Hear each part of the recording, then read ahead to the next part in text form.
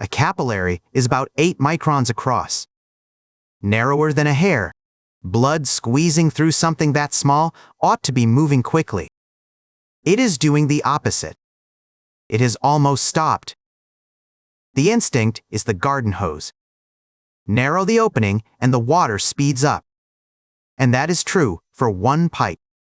But a capillary is not one pipe. That is the whole trick.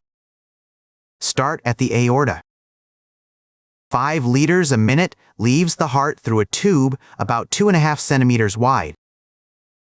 That is roughly 5 square centimeters of opening, and the blood moves at about 17 centimeters a second. Then it branches, and branches again.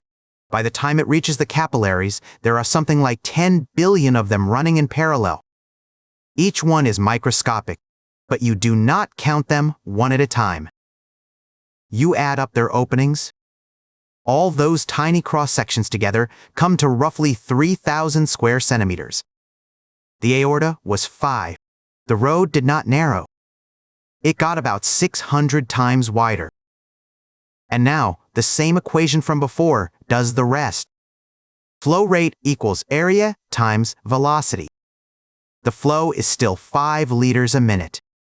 The area went up 600 times. So the velocity must come down by the same 600. 17 centimeters a second in the aorta. About 0.3 millimeters a second in a capillary. That is slower than the minute hand of a clock. And that slowness is the entire point. A red cell needs roughly a second in contact with the wall to hand over its oxygen. At capillary speed, it gets 2 or 3. Beat it up and the exchange fails. So it was never the size of the vessel. It is the total area of all of them at once. Same rule as the pipe. Your body just runs it in reverse. If you work with numbers like these for a living, it is worth subscribing. I put out one of these every week. Always the same idea. One thing explained properly once. And if you need to convert a flow rate between units, the converter is free.